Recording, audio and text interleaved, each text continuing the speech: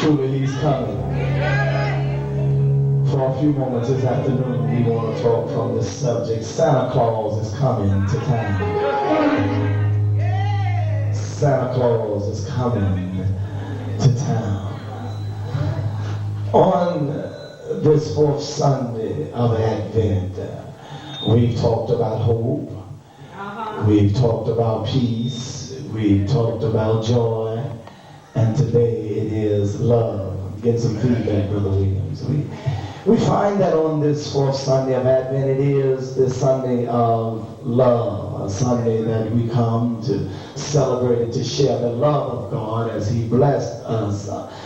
So look, if you would like the Advent candles, you would see that you've lit a candle of hope, a candle of peace, a candle of joy, and a candle of love. And in the center there's a white candle, the white candle, which is purity, for the God is the pure light of the world.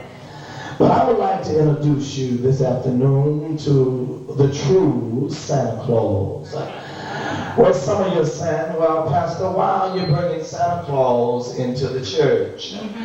Because children all over the world would have been told about or have heard about Santa Claus, isn't it right? Amen. And since they know the image of that Santa Claus, I want to use that to introduce them to the true Santa Claus. This Santa Claus I'm talking about is not fat. He's not dressed in red and white with a long white beard. He's not wearing black boots. He don't come riding in on a sleigh with Rudolph leading the sleigh. No, baby, this Santa Claus is dressed in a long white robe. His hair is like lion, is like lamb's wool. His eyes is a fire. His feet is like burnt grass. His voice is like rushing winds. Yeah, he shall come riding on the clouds. And his name is Jesus. For in the name of Jesus, every knee shall bow. And every tongue shall confess.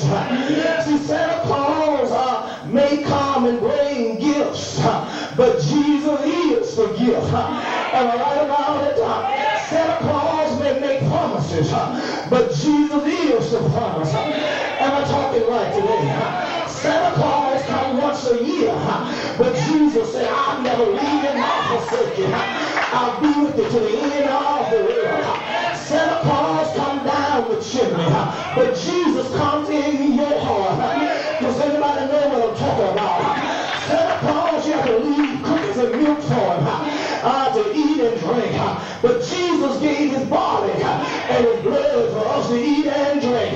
So I don't understand why we teach our children about Santa Claus, but we won't teach them about Jesus. I don't understand now why we take them to the mall to take a picture with Santa Claus, but we won't even bring them to the church house. I don't understand now why we make them sit down and write letters to tell Santa what they want for Christmas, but we won't even let them sit down and pray and tell Jesus what they need for life. But see, I stopped by to tell you this afternoon that I don't fault the children.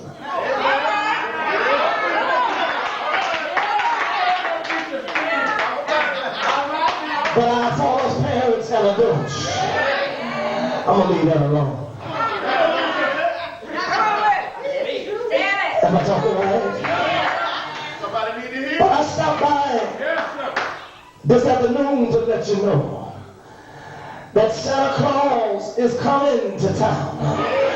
Let's look at the text where you say I didn't preach. Here now we look at Malachi, the 3rd chapter, verses 1 and 2. It says, behold. That word behold means to be careful, to look upon, to be aware of. Behold, I send my messenger, and he shall prepare the way before me. So here now, we're talking about two messengers. The first messenger in which he's talking about is John the Baptist. John the Baptist come to prepare the way. He would come to prepare the way for our Lord and our Savior. He would come to prepare the way for Jesus, who is the way maker.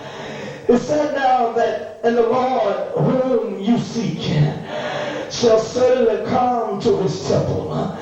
Even the messenger of the covenant whom you delight in, behold, he shall come, saith the Lord of hosts. Santa Claus is coming to town, but the Lord whom you seek. But the question is, this afternoon, are you really seeking the Lord? Are you seeking God? Are you seeking things of the world? How many really seek God for guidance and direction? Or are you seeking your directions from the Lord? How many are really looking for God to come once again? I know this is the Christmas season. We call it the Advent, which means the coming, the arrival of Christ. But if he came right now, will you find all of you ready? If he came right now, would you be a gift given unto him? If he came right now, would you be willing to receive the gift of God? If he came right now, would he find you wrapped up in the Holy Ghost? If he came right now, would he find you a gift be willing to receive by the Lord? But it said that the Lord whom you seek will come to his temple. See, if you seek Jesus, you will find pleasure. If you seek Jesus, you will find delight. If you seek Jesus, you will find a way maker. If you seek Jesus, you will find deliverance. If you seek Jesus, you will find healing. If you seek Jesus, you will find redemption. If you seek Jesus, you will find righteousness. He said the messenger of the covenant whom you desire. If Jesus is our heart's desire, then he is and he should be our delight.